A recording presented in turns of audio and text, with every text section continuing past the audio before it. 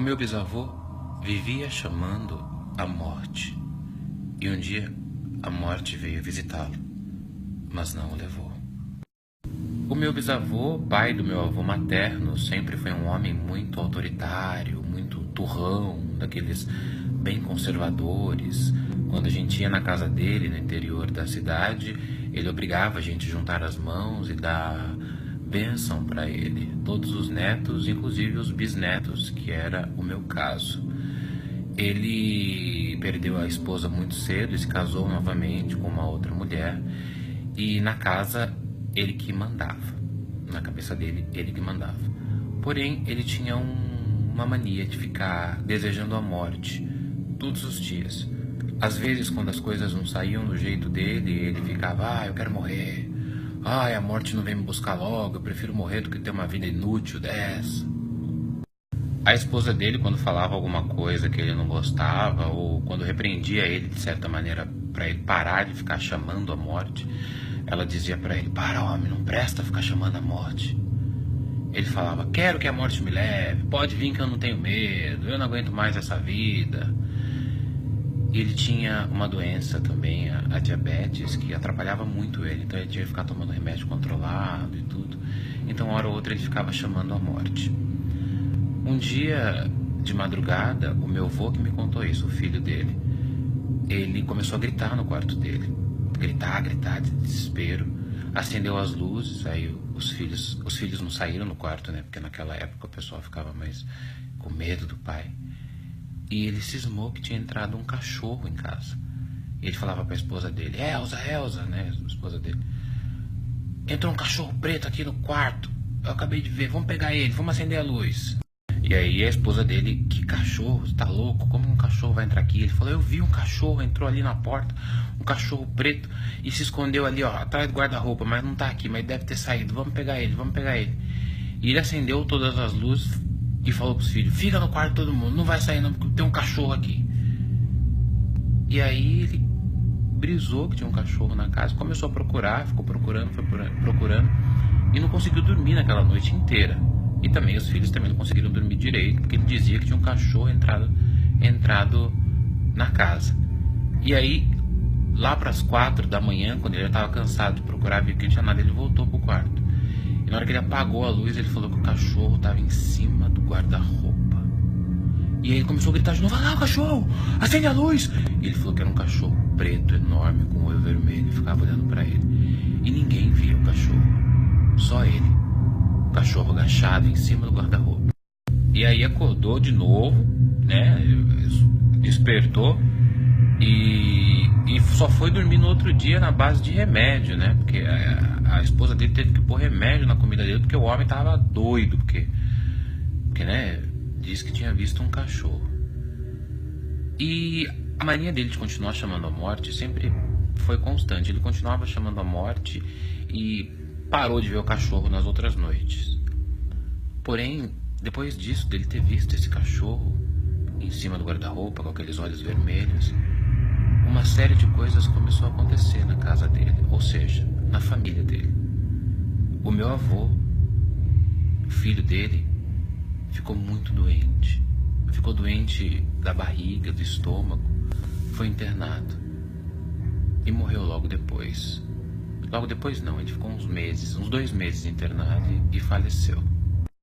A atual esposa dele teve uma doença na coluna, ficou na cama durante um tempo, foi transferida para o hospital e ela cuidava dele, né? Como ele era muito turrão e um pouco folgado também, ele não se cuidava, não tomava os remédios, não sabia as horas de tomar o remédio da diabetes dele. E como a esposa atual ficou doente, ficou de cama, foi para o hospital, ele começou a relaxar nos remédios. Ela voltou para casa, teve alta, tudo, cuidou mais um tempo dele, né? E depois ela morreu também. Ela teve uma espécie de câncer na coluna e faleceu. E ele ficou vivo. A doença dele foi piorando. A diabetes, ele teve que amputar uma das pernas.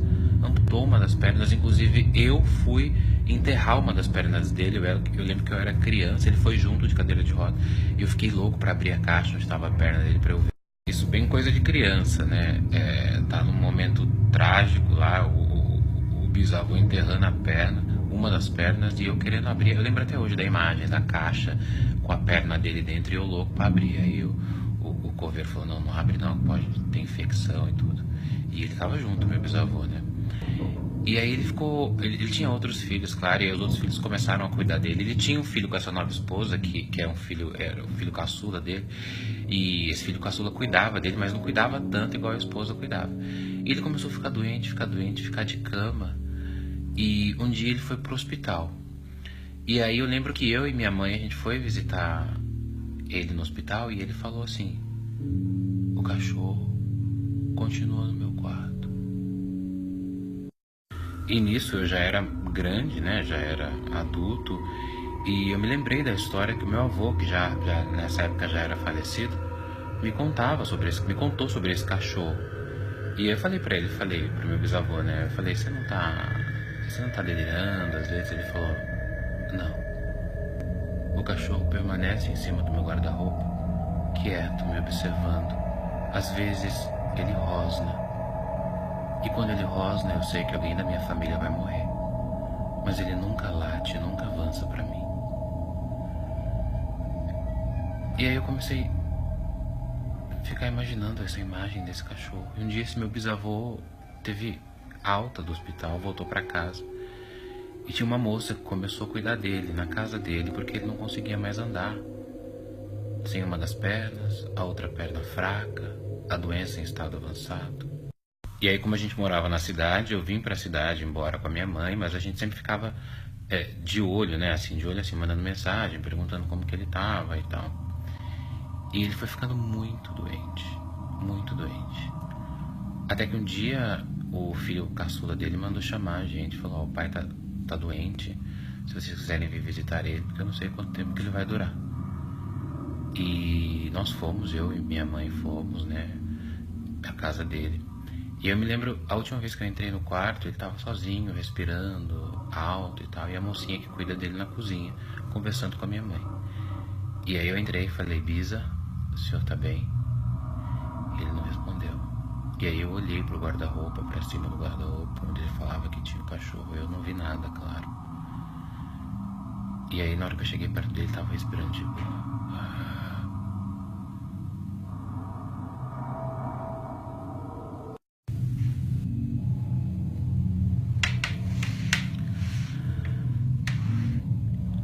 E aí ele tava respirando fundo, e aí eu coloquei a minha mão sobre a mão dele assim, falei, Bisa. E ele abriu o olho assim, ele, Daniel, o cachorro tá rosnando pra mim.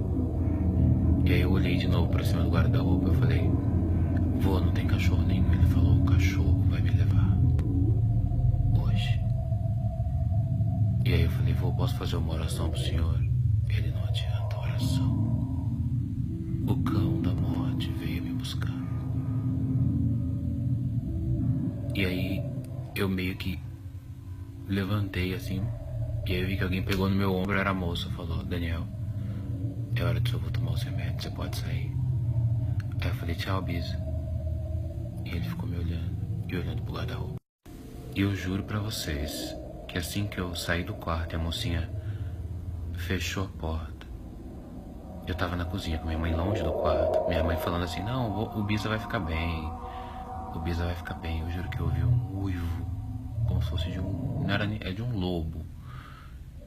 E eu ouvi 3 latidos vindos de dentro do quarto do meu avô. A minha mãe também ouviu, só que ela falou, não, é na rua.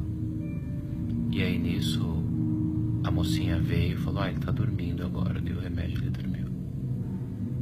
Mas ele não tava dormindo. No outro dia veio a notícia de que meu Bisa tinha falecido. Ele tanto que chamou a morte. A morte veio, o observou durante muito tempo, levou aqueles que eram mais próximos dele e esperou a hora dele.